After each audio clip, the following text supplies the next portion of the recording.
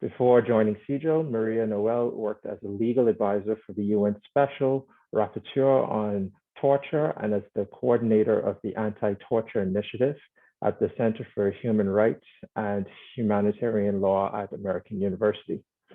Maria Noel holds a JD from Universidad de Montevideo, Uruguay, and an LLM on International Studies with a specialization on human rights and gender from American University and the Washington College of Law. And with that, I will give up to Maria Noel, and thank you so much once again for accepting the invitation to address us today.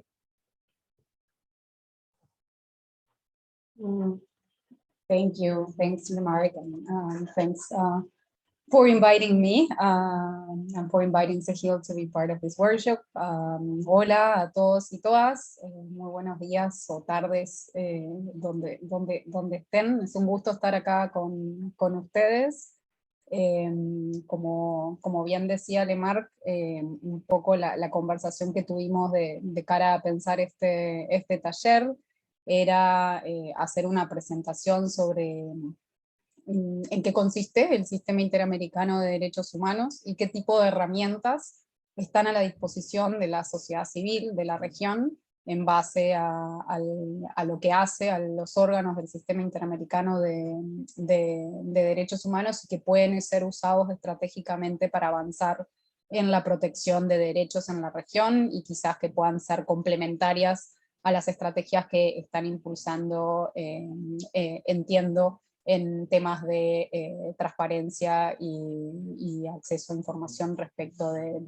del acceso a vacunas y distintos dispositivos que puedan ayudar en la protección de la salud de las personas del continente en el marco de la pandemia. Así que, sin más, voy a compartir mi pantalla y me hacen saber si se ve bien. Y la propuesta es que pueda hacer una presentación un poco general sobre distintos aspectos del sistema interamericano y que después tengamos un espacio para preguntas, para comentarios, para dudas, sugerencias y también si puedo ayudar a pensar de qué manera alguna de las cosas que puedo estar comentando durante la presentación son o no son útiles o accesibles a las estrategias que están impulsando, con gusto podemos hacerlo al final del taller. Dicho eso, si hay alguna pregunta urgente o alguna duda o aclaración que sea necesaria o sientan que sea necesaria hacer mientras voy avanzando con la presentación, no duden en interrumpirme y con gusto podemos incluir. Voy a ver si logro compartir bien la pantalla.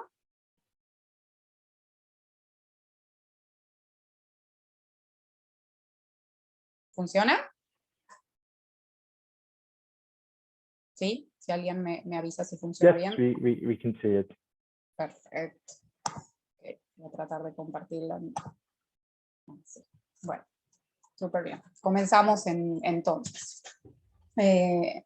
Primero un poco de la organización en la que trabajo y desde donde les traigo algunas de las informaciones o aprendizajes o lecturas sobre el uso que se le puede dar al Sistema Interamericano de Derechos Humanos. Yo hago parte del Centro por la Justicia y el Derecho Internacional CEJIL, que si no le conocen es una organización de derechos humanos que tiene bastantes décadas ya de existencia en la región, que trabaja a nivel regional por la protección de los derechos humanos en distintos aspectos y de todos los derechos que están protegidos en la Convención Americana, y que se especializa justamente en el uso estratégico del Sistema Interamericano de Derechos Humanos y en el litigio estratégico en particular para avanzar esos derechos. Los lugares donde CEJIL tiene oficinas, sin perjuicio de los cuales trabajamos en todo el continente, pero CEJIL tiene 4 oficinas principales que si en el caso que no le conozcan o que quieran entrar en contacto con las oficinas, luego me pueden hacer saber, según donde sea que estén quienes hacen parte de este espacio, y con gusto lo haríamos. Una de las oficinas principales de SEGIL está en Washington, en Estados Unidos, en gran medida porque, como saben, ahí está la sede de la OEA y también está la Comisión Interamericana de Derechos Humanos, y desde esa oficina se trabaja principalmente en lo que es la región andina y en Norteamérica y parte del Caribe. Otra segunda oficina importante de SEGIL está en Costa Rica, en San José, en gran medida porque ahí es donde está ubicada la Corte Interamericana de Derechos Humanos, que vamos a ver es el otro gran órgano que hace al Sistema Interamericano de Derechos Humanos, y desde esa oficina se lidera el trabajo en Mesoamérica y también, bueno, la parte de la costa de Mesoamérica y México. Y luego tenemos dos oficinas que son un poquito más pequeñas y que trabajan de manera bastante coordinada, que una está en Buenos Aires, y desde donde se lidera el trabajo en lo que es el Cono Sur y también Bolivia, y otra está en Río de Janeiro, en Brasil, desde donde se coordina el trabajo de la organización en Brasil particularmente. Como les decía, nuestros trabajos tienen un poco 4 ejes. Hacemos litigio estratégico de casos que sean emblemáticos, tanto ante la Comisión como ante la Corte, y SEGIL es la organización que más casos tiene en el Sistema Interamericano de Derechos Humanos. Trabajamos mucho con las organizaciones, en parcerías con las organizaciones o con abogados y abogadas en los distintos continentes, porque entendemos que en última instancia proteger y acompañar y defender el trabajo de las personas defensoras es lo que permite la protección de derechos de mejor manera. Trabajamos también en fortalecer el propio sistema interamericano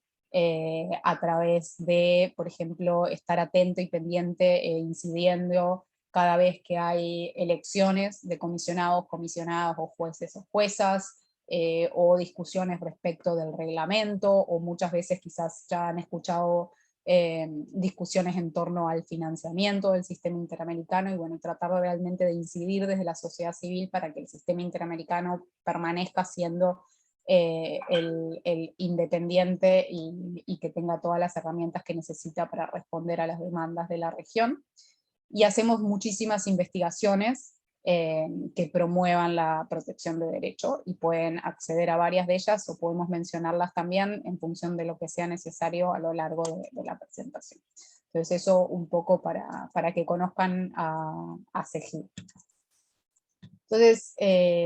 lo que nos convoca hoy es hablar del Sistema Interamericano de Derechos Humanos, que como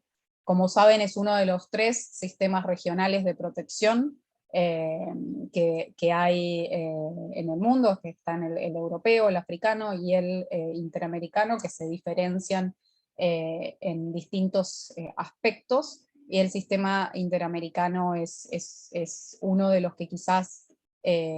más ha avanzado en responder a través del sistema de casos y con herramientas particulares a cuestiones estructurales en el continente. No sé si hay posibilidades, pero para ver también en lo que sigue después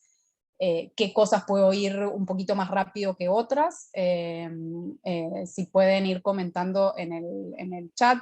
o en general si han tenido interacción con el Sistema Interamericano de Derechos Humanos, si le conocen, si han presentado casos o audiencias o saben de él, bueno, va a ser útil para poder ir afinando un poco la presentación. El Sistema Interamericano de Derechos Humanos, como saben, es el sistema de derechos humanos fundamental y principal de la Organización de Estados Americanos,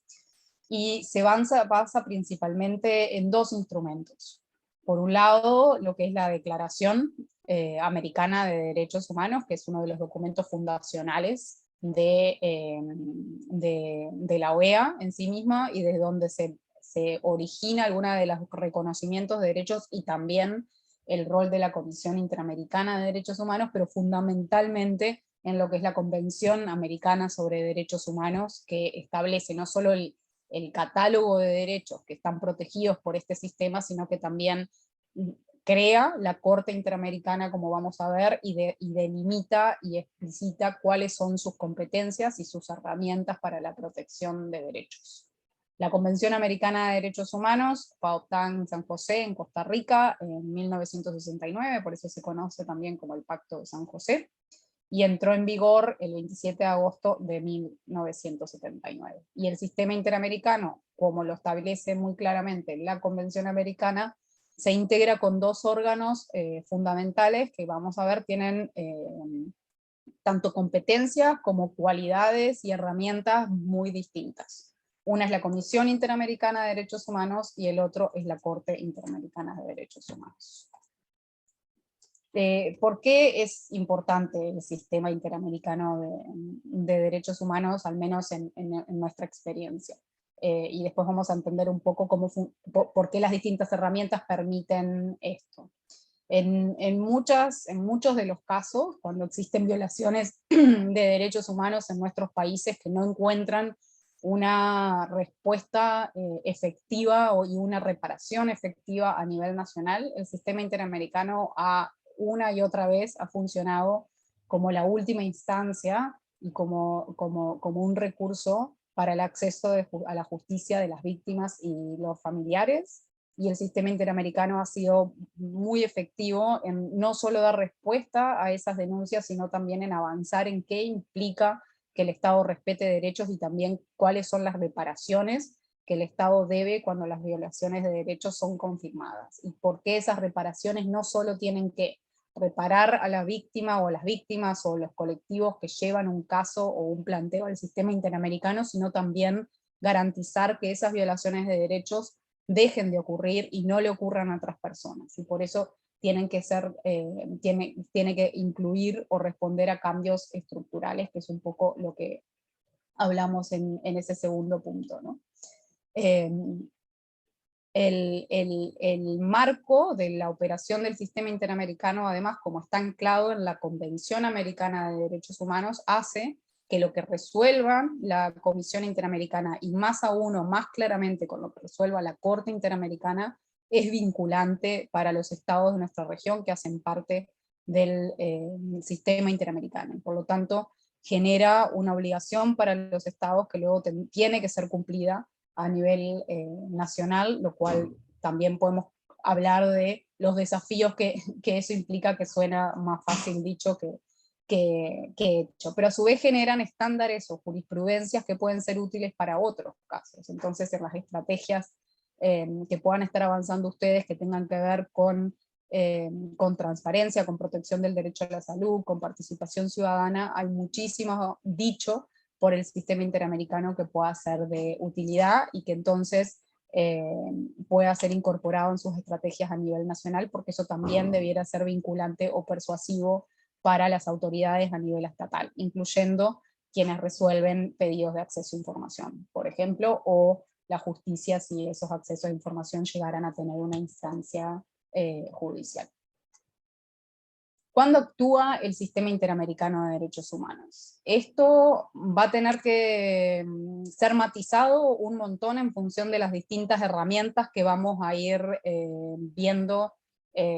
a lo largo de esta presentación, porque hay distintas formas en las que el sistema interamericano puede actuar dependiendo de distintas circunstancias.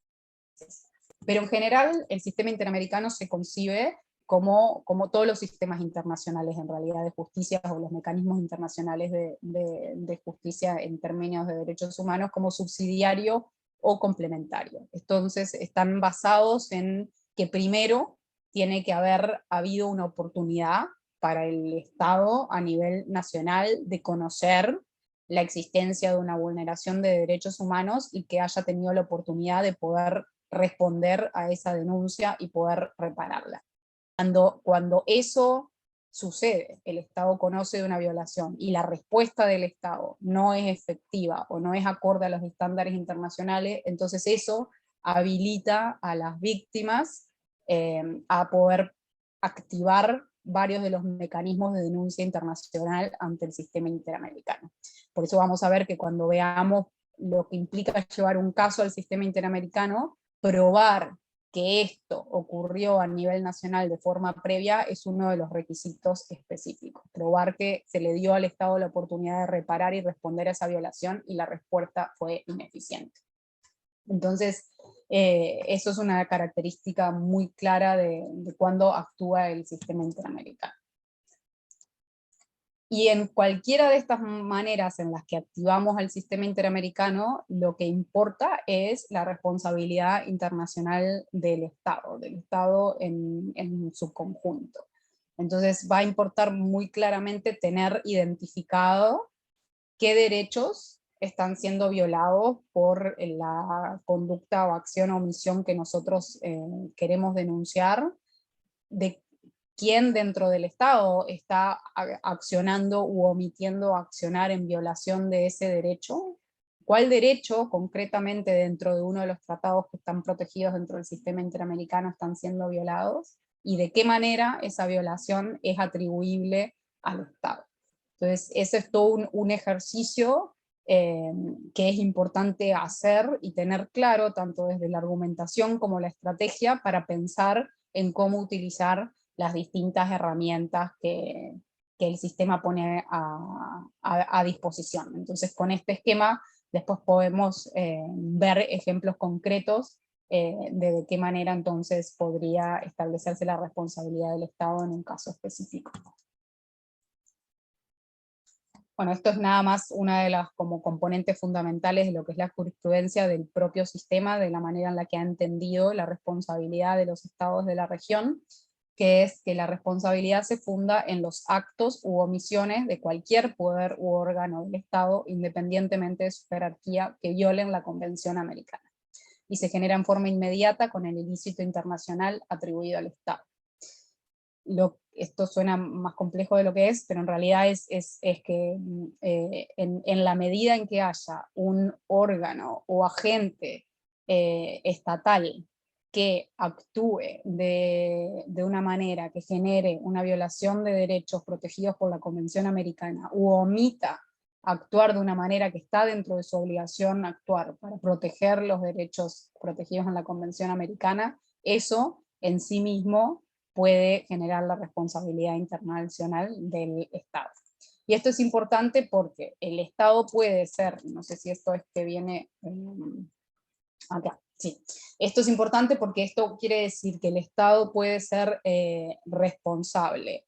tanto por las acciones de sus propios órganos, o del poder, o sea, del poder ejecutivo, del poder judicial, o del poder legislativo, o de cualquier otra entidad o institución dentro del Estado, pero también puede ser responsable por la acción de particulares siendo tanto personas individuales o empresas, por ejemplo.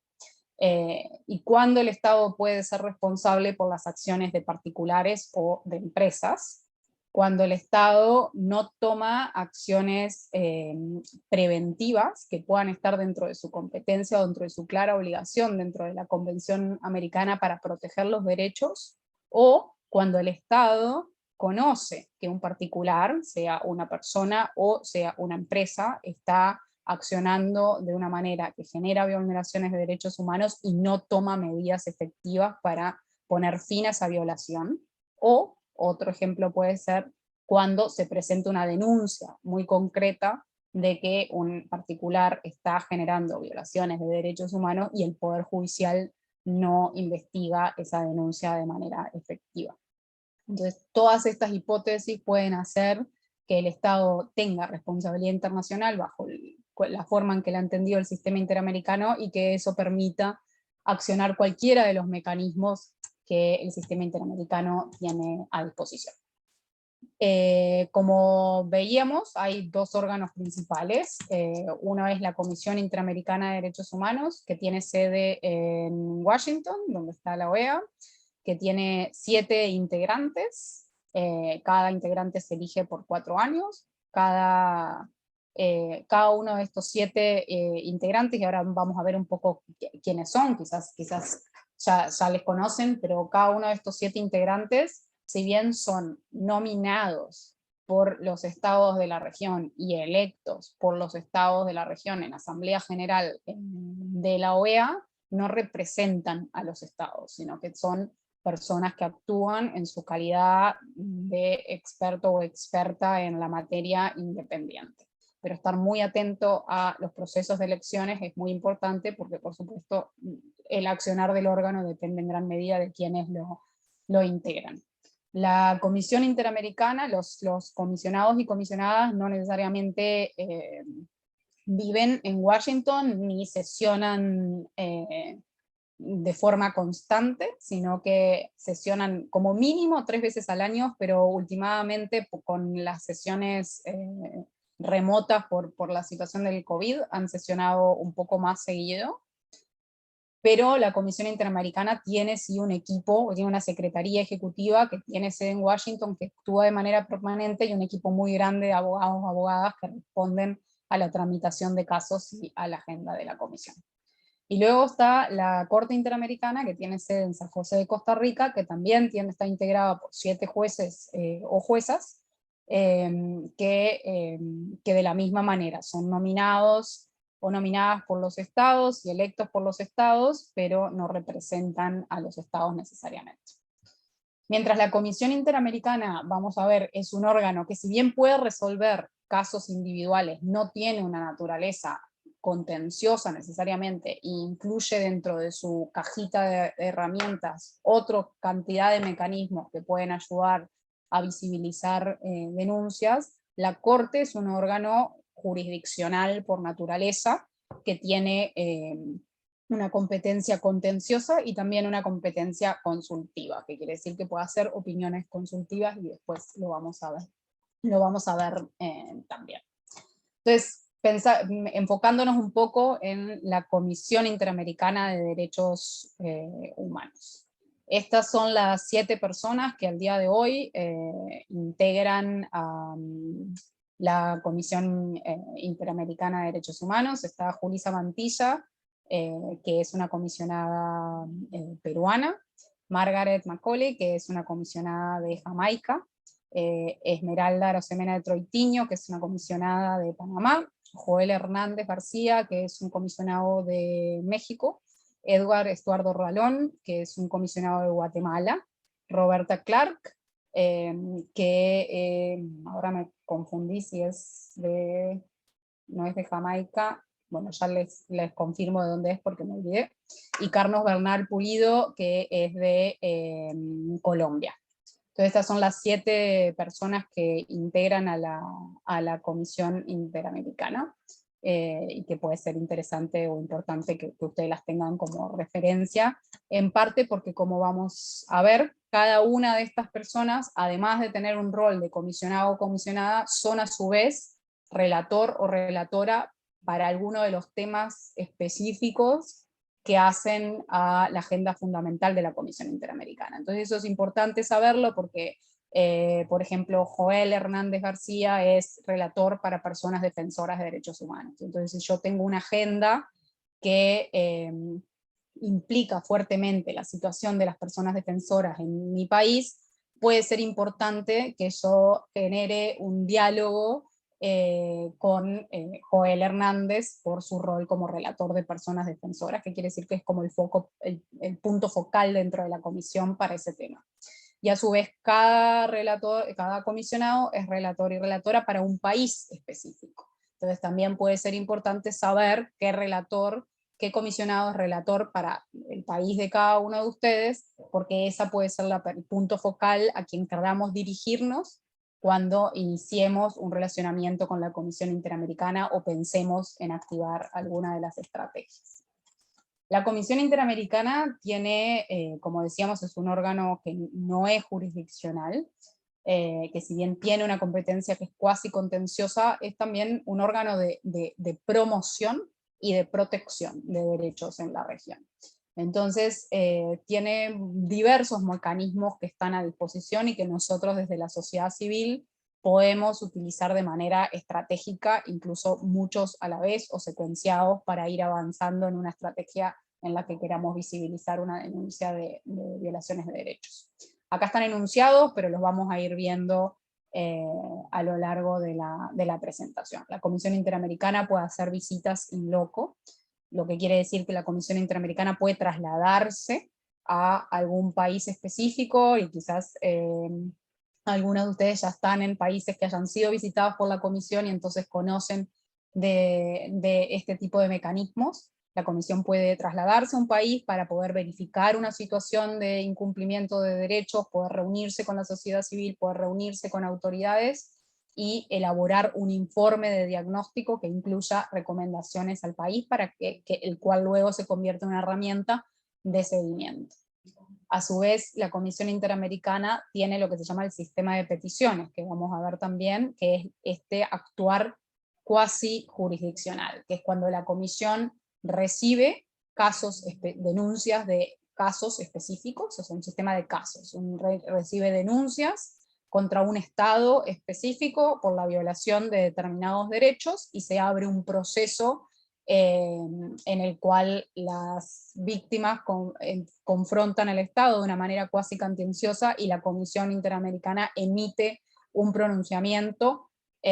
respecto a si el Estado violó o no violó derechos, y si violó derechos, qué es lo que el Estado tiene que hacer. El sistema de peticiones en la Comisión es fundamental, no solo por su impacto, sino porque además es la puerta de entrada a la Corte Interamericana, como vamos a ver. Es decir, para que la Corte Interamericana resuelva un caso dentro del sistema interamericano,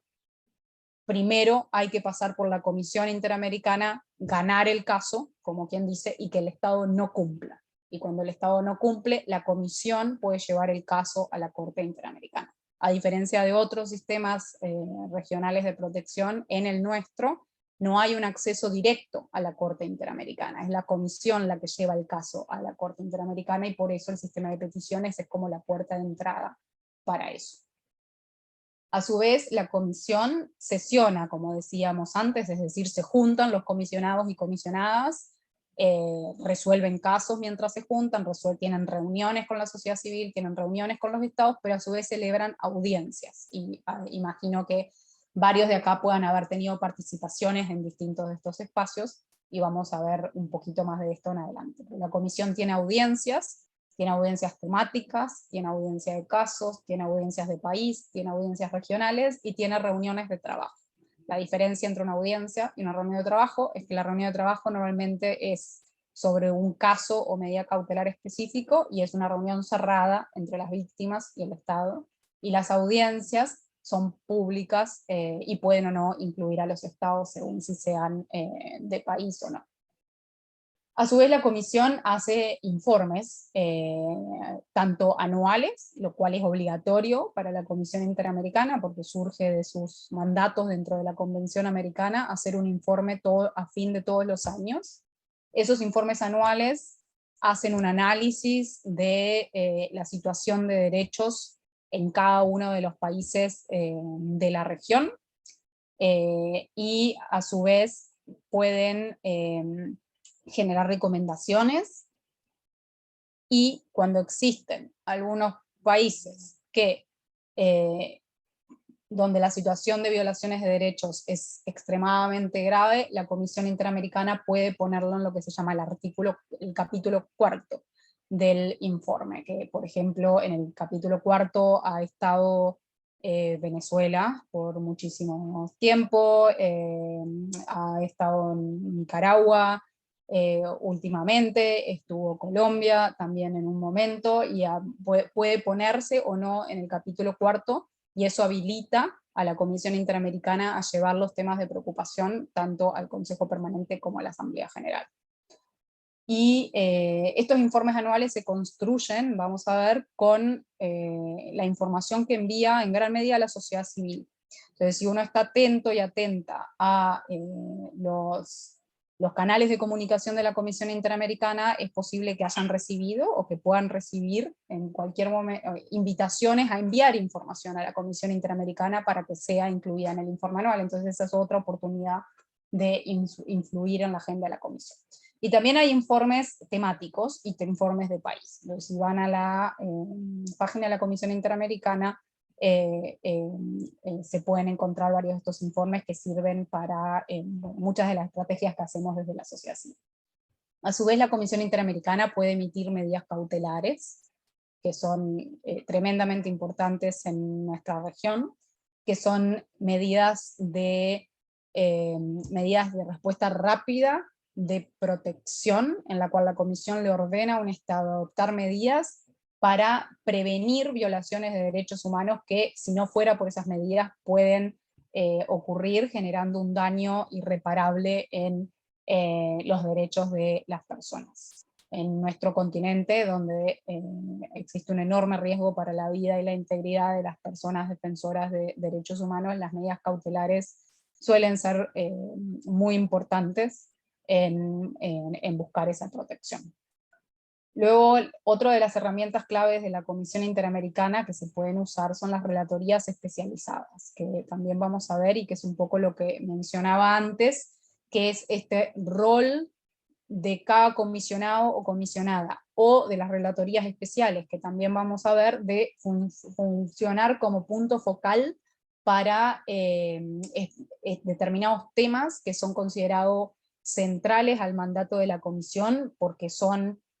o porque responden a necesidades estructurales dentro de lo que es la región. Entonces hay relatorías especializadas en libertad de expresión, donde se maneja y se han desarrollado la mayoría de los estándares que tienen que ver con transparencia y acceso a la información. Hay relatorías especializadas en temas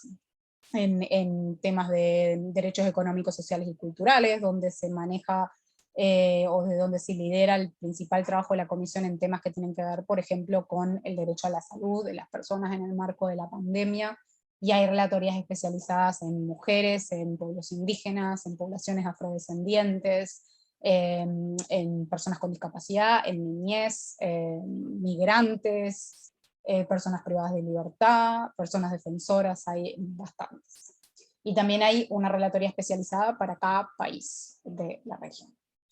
Otro de los mecanismos interesantes y que a veces es poco conocido es lo que se conoce como cartas artículo 41. Se conoce así porque es el artículo 41 de la Convención Americana de Derechos Humanos el cual establece este mecanismo que de alguna manera se ha desarrollado en la práctica. El artículo 41 de la Convención Americana establece que la Comisión puede pedirle a cualquier Estado parte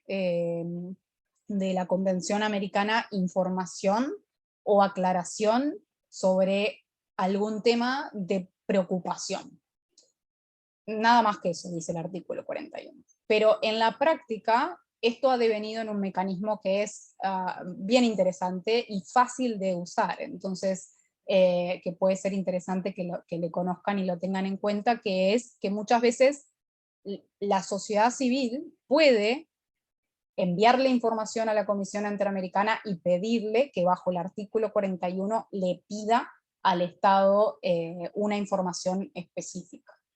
Y la comisión lo hace, envía una nota y una carta al Estado pidiendo la información específica, si no le da un plazo, si no le responde le insiste, y si el Estado le responde, bueno, puede habilitar a tomar diversas medidas, incluyendo que esa información sea incluida en el informe anual, entre otras varias cosas. Y por ejemplo, en algunas oportunidades donde no nos ha funcionado a nosotros las estrategias de acceso a información por los canales nacionales, hemos recurrido de forma tangencial a que la comisión le pida al Estado esa información, entonces puede ser interesante en las estrategias de acceso a la información. Y luego la Comisión Interamericana obviamente tiene toda una estrategia de difusión y de prensa, que a veces puede ser estratégica, porque emiten comunicados de prensa alertando preocupación sobre una situación específica, o se pronuncian sobre algún tema concreto, y muchas veces hacen eso en respuesta a los pedidos que hace la sociedad civil, y por eso es interesante saber que uno puede accionar ese tipo de comunicados o pronunciamientos también en ciertas oportunidades. Entonces, entonces, bueno, un poquito más sobre cada uno de estos mecanismos, ¿no? Entonces, las audiencias y las reuniones de trabajo de la comisión están reguladas en el artículo, del artículo 61 al 70 del reglamento de la comisión, y también en la propia Convención Americana. Y las diferencias que les marcaba antes. Tanto las reuniones de trabajo como las audiencias pueden ser o solicitadas por la sociedad civil. Entonces esta es una herramienta que está a disposición de todos y todas, de poder pedir audiencias o poder pedir reuniones de trabajo, o pueden ser solicitadas por los estados de la región, o pueden ser convocadas de oficio por la propia Comisión Interamericana. En el caso de las audiencias, las audiencias pueden ser, no suelen ser lo que se llaman temáticas o de caso. Las audiencias de caso son las audiencias en las cuales ya hay una denuncia presentada en el sistema interamericano y la audiencia se enfoca en algún aspecto procesal de ese caso. Por ejemplo, se presentan pruebas, o se presentan distintos testimonios, o se discute algún tema jurídico de fondo y demás, y puede que hayan visto ya varias de estas. O las audiencias pueden ser también temáticas, que quiere decir que no hay un caso presentado en el sistema interamericano, sino que la audiencia se enfoca en un tema que es de preocupación, y genera un diálogo con la Comisión Interamericana sobre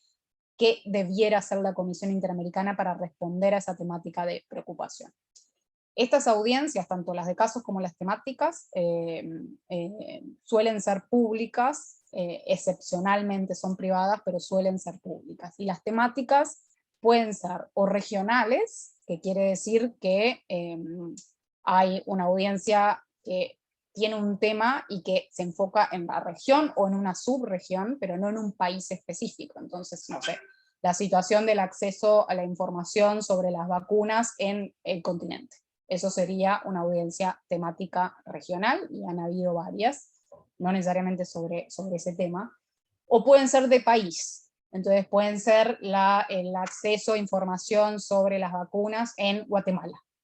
¿Cuál es la diferencia? Y ahí importa si uno está pensando en esto, dependiendo de para qué quiere la audiencia y cuál es la estrategia o qué lo persigue, ¿no? En las audiencias temáticas regionales, la comisión no invita a ningún estado a participar de la audiencia. Entonces es un diálogo bipartito entre la sociedad civil, que presenta la denuncia, y la Comisión Interamericana, que la recibe y le responde, y uno puede interpelar a la Comisión Interamericana para que realice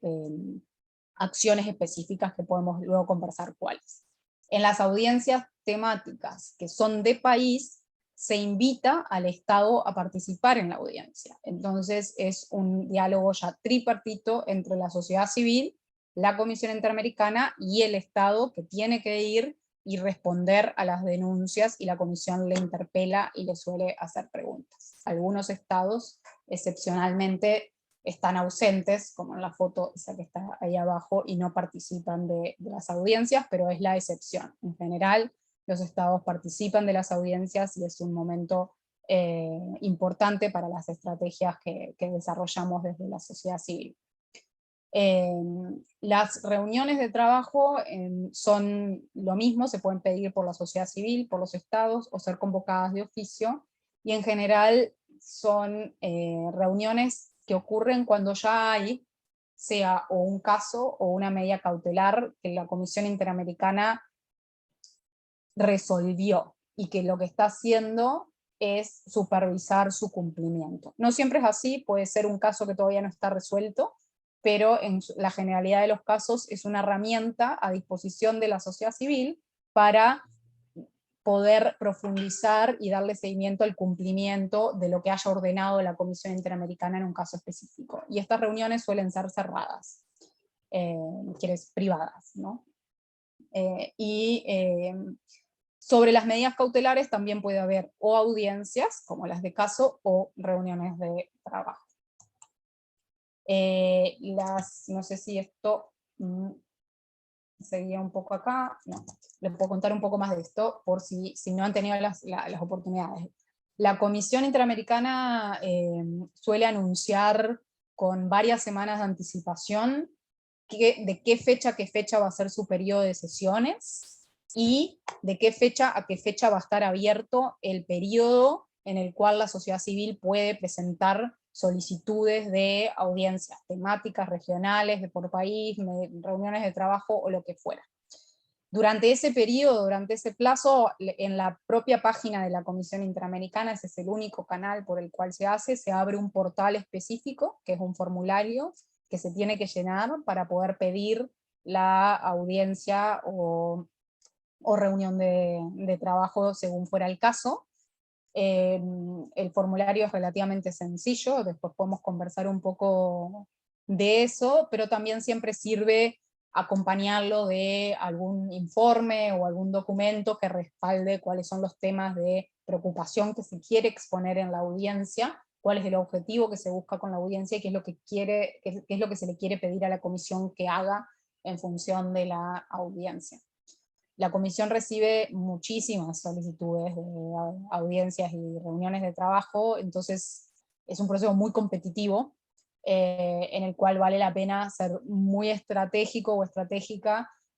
al resolver el enfoque de la solicitud de audiencia, y también estar dispuesto o dispuesta a que no sea otorgada y que pueda insistirse luego. Nosotros solemos pedir una audiencia en el primer periodo de sesiones del año, no tener suerte, pedirla en el segundo, no tener suerte y pedirla en el tercero, y por allá obtenerla. Entonces eso puede pasar, pero a veces también se trata de hacer un trabajo previo de pensar bien cuál es la estrategia de la audiencia, cuál es el tema, cuál es el enfoque, con quién se pide la audiencia, qué tipo de coalición puede ser más persuasiva para la Comisión Interamericana y en qué momento, y también hacer un poco de lobby informal previo ayuda también. Entonces, eso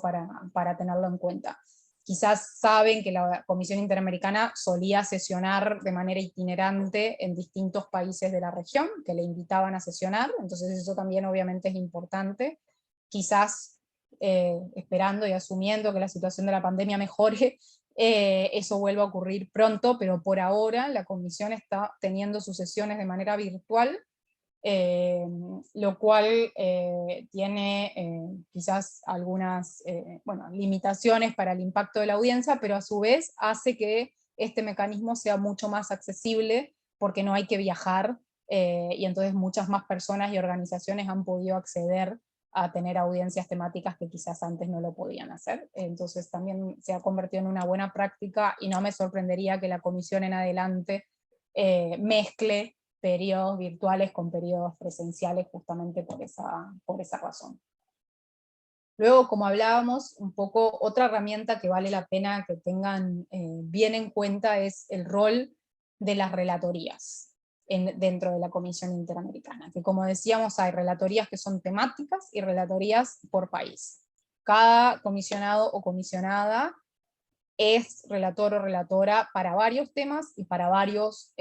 países. Y cuando uno piensa una estrategia o piensa en aproximarse a la comisión y piensa en cuáles son esos puntos focales que tenemos que tocar para que la comisión nos dé respuesta o accione de una manera que nosotros querramos porque favorece nuestra estrategia de incidencia en un país determinado, siempre es importante tener en cuenta el rol de las relatorías. ¿Qué rol tienen las relatorías? Bueno, en primera instancia son como el punto focal dentro de la Comisión Interamericana para el seguimiento de un tema específico o de la situación de contexto de un país específico. Eso hace que no sé, si a nosotros nos parece que es muy importante que la Comisión Interamericana trabaje el acceso a las vacunas en el marco del COVID desde una perspectiva de derechos humanos, nos va a importar mucho saber, bueno, quién es la relatora o relator que tiene a cargo este tema, para poder influir en su agenda y que esa persona a su vez pueda influir a la Comisión Interamericana de dar prioridad entre todos los temas que compiten a este tema como importante.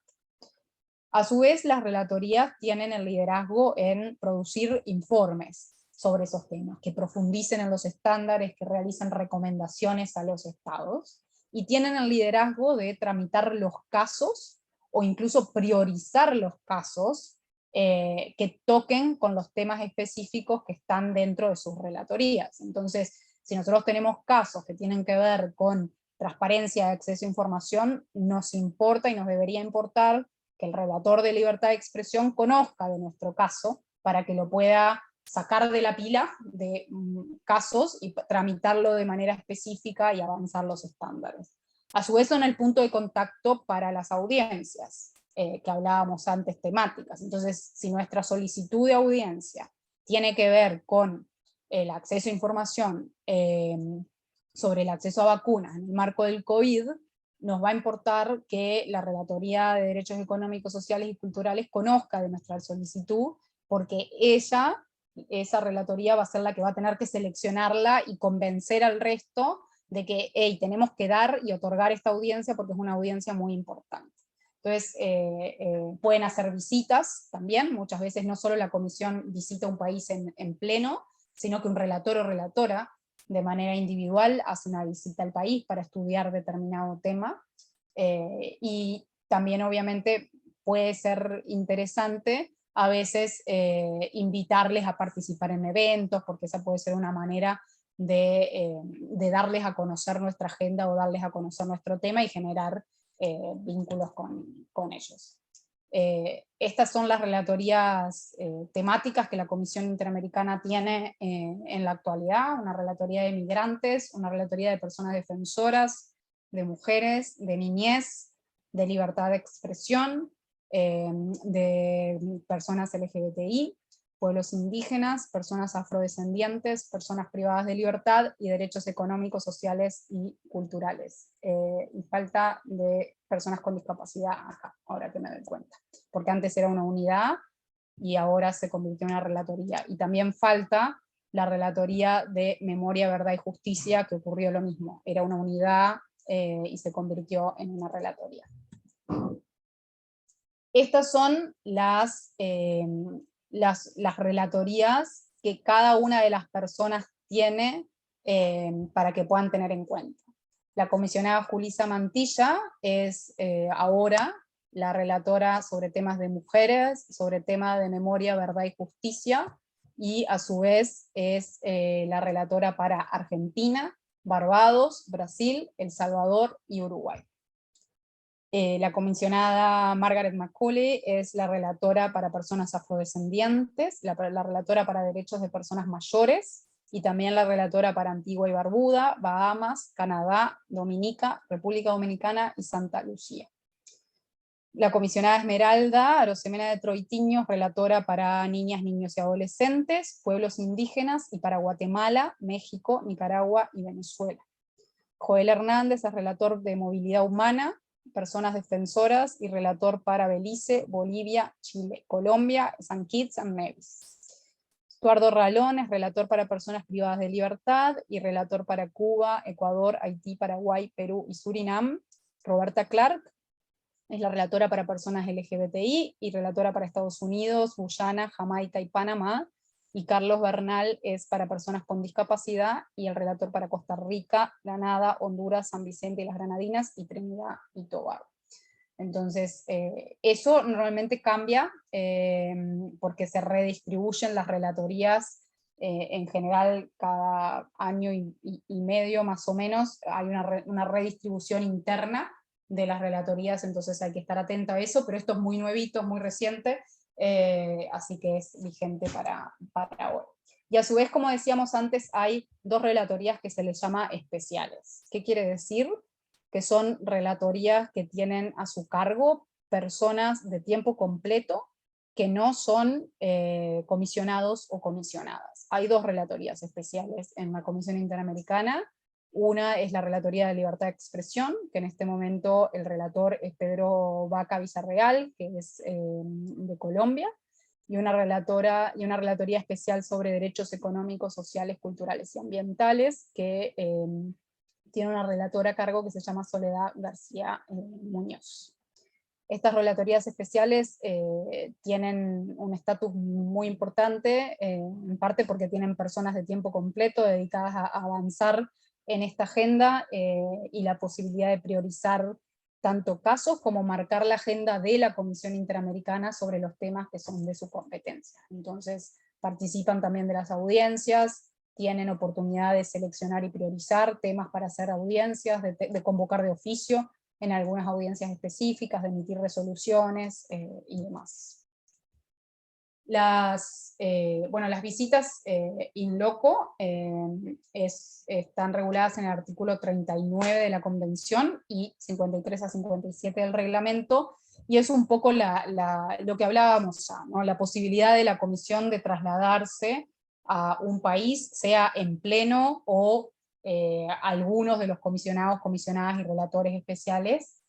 a un país específico para verificar una situación. Creo que de las visitas más recientes, que quizás les es familiar, es la que ocurrió en Colombia el año pasado, en el marco de las protestas que estaban teniendo lugar. También la visita tuvo lugar en Chile, también cuando fue el estallido social a finales de 2019, en Brasil, justo antes del inicio del gobierno de Bolsonaro, y bueno, varias en Centroamérica que han tenido lugar también. Lo que hace la comisión es trasladarse al país, a veces por una semana entera, o incluso puede ser hasta más, tener reuniones con las autoridades del Estado, reunirse con la sociedad civil, reunirse con víctimas, participar de diversas discusiones y eventos, visitar lugares, y emitir a raíz de eso un informe con sus conclusiones sobre la situación que fue a observar y recomendaciones que tenga para el Estado. Y eso genera una especie de informe con una hoja de ruta que luego es muy útil para poder darle seguimiento a la situación del país. Estas visitas, sin embargo, pese a ser muy importantes, no pueden ocurrir si el Estado no está de acuerdo con las mismas. Entonces, el Estado tiene que invitar a la comisión a realizar la visita, y muchas veces es la propia comisión la que le pide al Estado que le invite. En esta última momento de virtualidad, la comisión ha pasado a hacer algo que es un poco contradictorio, pero que le llama visita in loco virtual, que es hacer una visita, pero sin trasladarse al país, pero sí dedicando el tiempo de su staff y de los comisionados por un tiempo determinado y una agenda clara a celebrar las reuniones que hubiera tenido si podría haberse trasladado. Así fue como lo hizo, por ejemplo, en Venezuela, en ese caso no tanto por el COVID, sino porque no le fue permitido el ingreso a Venezuela, pero también ha celebrado visitas virtuales en otros momentos, y puede ser otra de las estrategias que se puedan utilizar. Muchas veces lo que hacemos, por lo menos en la experiencia de SEGIL, es tener una audiencia temática para presentar un tema, y en la audiencia temática pedirle a la comisión que realice una visita, o que pida al Estado la posibilidad de hacer una visita, y a veces eso puede dar resultado. Un poco volviendo a los informes, ¿no? Los informes que sirven tanto temáticos como de país, como el informe anual con el capítulo 4 que hablábamos antes. ¿Por qué son importantes? En general son informes que nos ayudan porque sistematizan los estándares, o sea, sistematiza lo que la comisión ha dicho sobre un tema específico, y permiten visibilizar una situación y ser utilizados en nuestras estrategias para la incidencia. Y estos informes muchas veces se construyen en base a la información que aporta la sociedad civil. Entonces, a veces vale la pena estar atentos y atentas a los pedidos de información que hace la Comisión Interamericana, porque justamente si uno aporta, luego esa información queda registrada, o puede quedar registrada en los informes que desarrolla la comisión. Entonces, por ejemplo, ahora sé que la comisión abrió un cuestionario sobre la situación de los derechos laborales en Cuba. Bueno, la información que la sociedad civil le aporta a través de esos formularios va a resultar en el informe que la comisión saque, y sobre todo en las recomendaciones que pueda emitir. Y acá un poco lo que hablábamos de las cartas artículo 41, ¿no? Esto es lo que dice el artículo 41, dice que entre las funciones de la comisión puede solicitar a los gobiernos de los Estados miembros que le proporcionen informes sobre las medidas que adopten en materia de derechos humanos. Y en la práctica esto ha hecho que la sociedad civil, muchas veces invocando este artículo, le acerca información a la Comisión Interamericana y le pide que entonces pida información al Estado. Y suele ser muy efectiva porque es una medida que la Comisión suele darle respuesta, y que, a diferencia de pensar un caso o pensar una medida cautelar, que es un documento jurídicamente complejo, que requiere mucha prueba y que requiere mucho análisis, esto basta con presentar una carta o una nota que resuma cuáles son los hechos de preocupación, cuáles son las vulneraciones de derechos y cuáles son las preguntas o los pedidos de información que nos parece que la Comisión podría hacer. Entonces, por ejemplo, desde SEGIL nosotros estuvimos trabajando en los últimos 2 años en un proyecto sobre acceso a información sobre las tecnologías con capacidad de vigilancia que los gobiernos han desplegado para dar respuesta al COVID.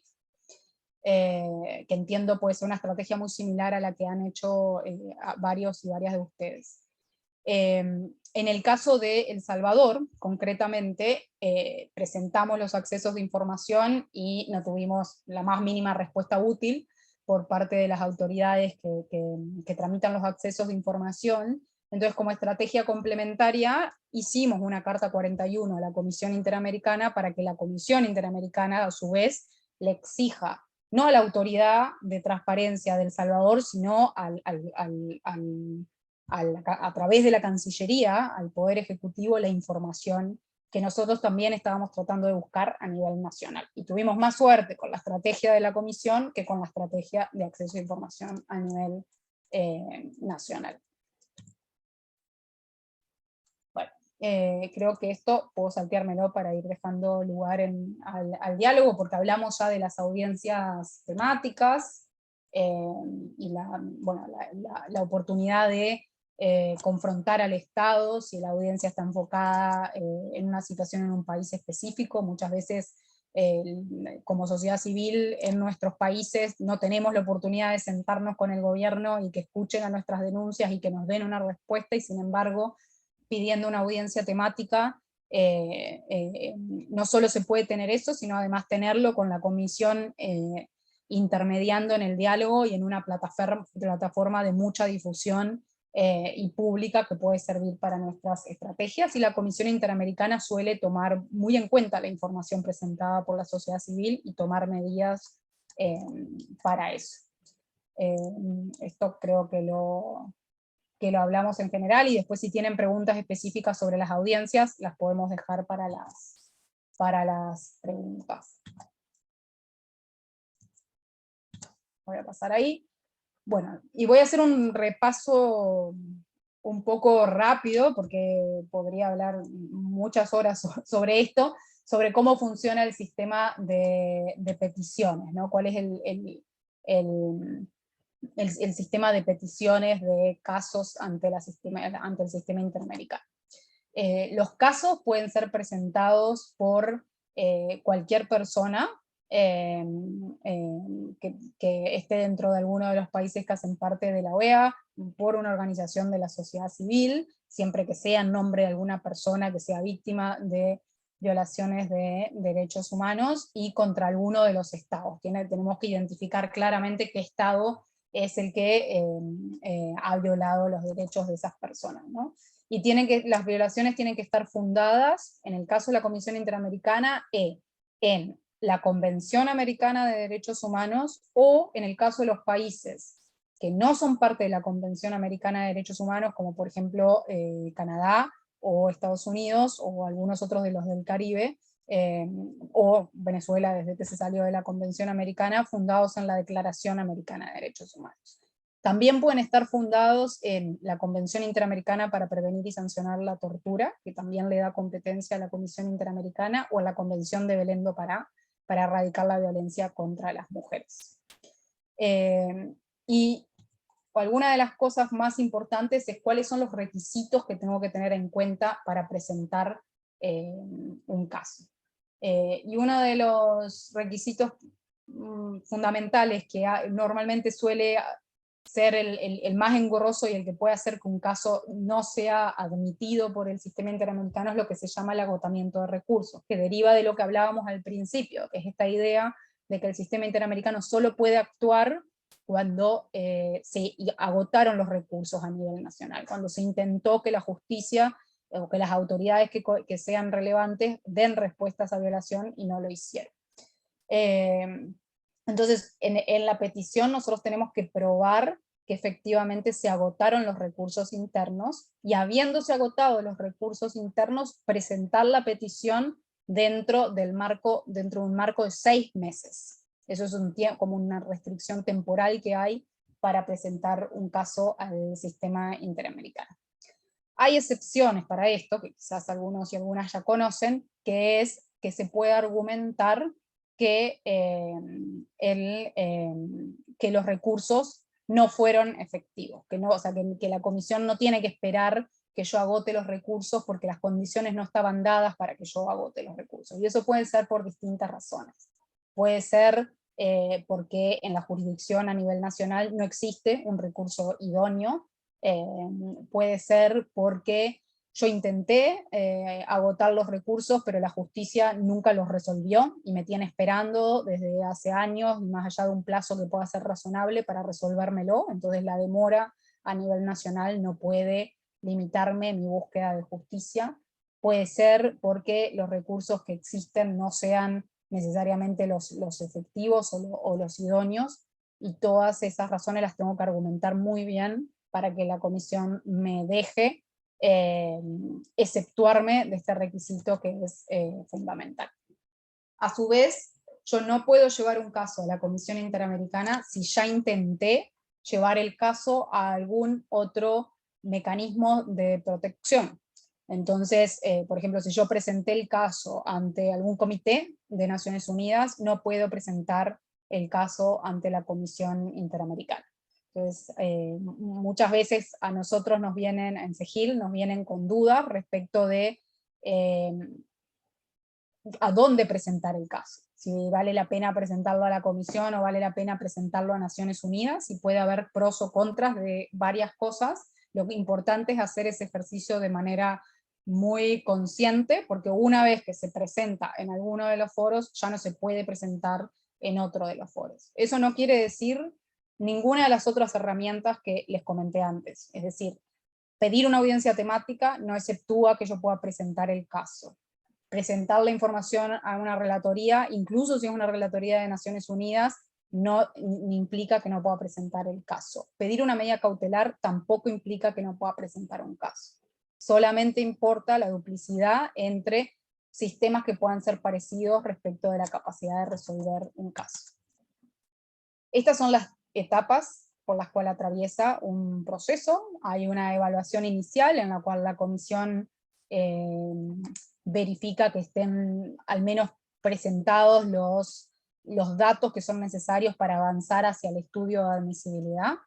Hay una etapa de admisibilidad en la cual la comisión lo que hace es tratar de ver si se cumplen con los requisitos. No está mirando si el Estado violó derechos, si yo tengo razón o no, solamente si se cumplen los requisitos de admisibilidad. Una vez que el caso es declarado admisible, bueno, si es declarado inadmisible, muere ahí el proceso. Si es declarado admisible, pasa a la etapa de fondo, en la cual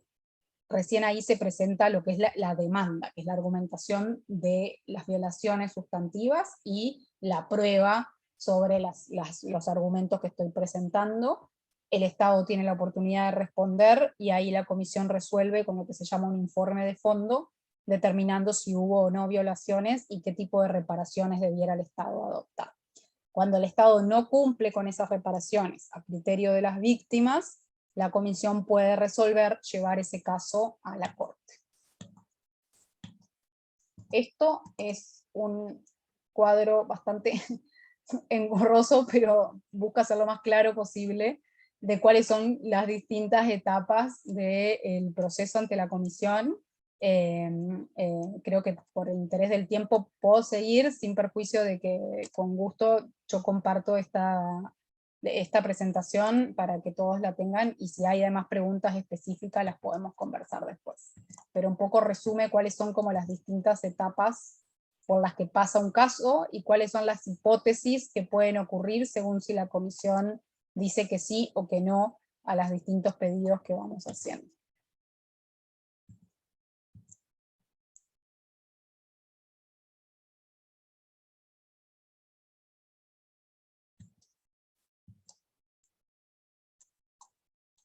y acá es, bueno, llegamos un poco a pensar lo de la Corte. ¿Qué pasa cuando yo ya tengo un caso en el cual gané, y la comisión dice que tenía razón y que el Estado violó mis derechos, y hizo recomendaciones y el Estado no cumplió? Entonces ahí hay dos hipótesis. Puede ser que se trate de un Estado que no aceptó, o que no es parte de la Convención Americana, o que es parte pero no aceptó la jurisdicción de la Corte. Hay algunos estados en esta situación. Entonces, en ese caso, el caso queda ahí, porque no hay mucho más que se pueda hacer. Lo que se puede hacer es activar las reuniones de trabajo, las audiencias, los otros mecanismos que hablamos antes, para tratar de buscar el cumplimiento efectivo de ese informe en el caso concreto. Si el Estado aceptó la jurisdicción de la Corte, entonces en ese caso le podemos pedir a la Comisión Interamericana que presente el caso ante la Corte Interamericana, y eso abre toda la discusión ante la Corte que vamos a ver ahora. Bueno, y esto es un poco de medidas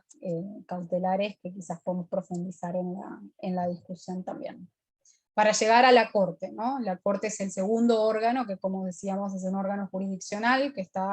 tiene sede en San José, en Costa Rica, y que está integrado en este momento por estas 7 personas: juez Ricardo Pérez Manrique, que soy el presidente, es de Uruguay; Humberto Antonio Sierra Porto, que es el vicepresidente; Eduardo Ferrer MacGregor, que es de México; Nancy Hernández López, que acaba de asumir, es una nueva jueza; Verónica Gómez, que también acaba de asumir como nueva jueza; Patricia Pérez Goldberg, también como nueva jueza; y Rodrigo de Bittencourt, que también es nuevo juez. Así que la Corte tiene una composición muy, muy, muy nuevita. La Corte tiene ahora, después de muchísimos años, muchas mujeres en su integración. Hasta hace poco tenía una sola, y antes de eso no tenía ninguna, así que esto es un momento bien importante para el sistema interamericano. La Corte, como hablábamos, bueno, tiene 7 jueces y juezas, delibera con 5. Estas personas se reúnen en periodos de sesiones, pero no viven en Costa Rica, sino que viven normalmente en sus países, y a veces, bueno, en su mayoría, o son profesores, profesoras, o tienen alguna otra función que no sea incompatible con la función jurisdiccional, pero sí tiene, igual que la comisión, la Corte, un secretario ejecutivo y una secretaría, que trabaja de forma permanente en San José, manteniendo y avanzando en la tramitación de los casos. La Corte tiene como fundamental función, obviamente, la de resolver los casos que la Comisión Interamericana le presenta para su decisión. Y para resolver los casos, la Corte Interamericana celebra audiencias, que en general son públicas, en la cual se escuchan testimonios, tanto de las víctimas como de testigos, como la intervención de peritos o peritas, intervienen y se debaten argumentos jurídicos específicos y se piden las reparaciones. A su vez, la Corte puede emitir medidas provisionales, que son como las medidas cautelares, pero emitidas por la Corte respecto de ordenar a los estados la adopción de medidas urgentes cuando hay derechos que puedan verse violados, o tomar medidas para proteger los derechos que puedan estar en juego en un litigio, que si no se toman medidas podrían estar en riesgo.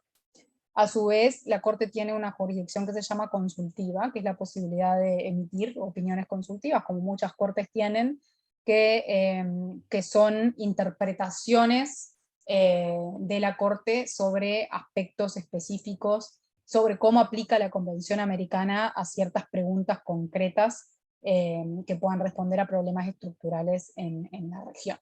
Y las opiniones consultivas generan estándares que son también vinculantes para los estados. A su vez, la Corte también emite comunicados de prensa, como la Comisión, no tan coyunturales, o sea, no respondiendo a situaciones del contexto,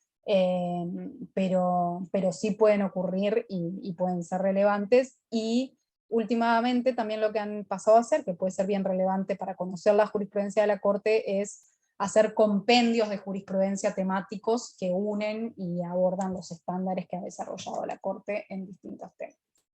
Entonces, Esto es un poco sobre las opiniones consultivas. ¿Quiénes las pueden pedir? Las pueden pedir cualquier Estado miembro de la OEA, la puede pedir la propia Comisión Interamericana, o también lo puede pedir otro órgano de la OEA. Y en varios casos ha pasado que algunas de las opiniones consultivas que ha hecho la Corte han respondido a pedidos de la sociedad civil que son acogidas por algún Estado, o por la Comisión, o por algún órgano de la OEA. Creo que como última salvedad es esto, de que en este proceso contencioso, desde el comienzo ante la Comisión hasta que la Corte emita una sentencia, en cualquier momento puede haber un acuerdo de solución amistosa entre las víctimas y el Estado, siempre que ese acuerdo sea respetuoso de los estándares internacionales. Creo que la puedo dejar por ahí, fue bastante larga, lo siento. Pero para abrirlo entonces a la discusión, preguntas, dudas, intervenciones que puedan ser de interés.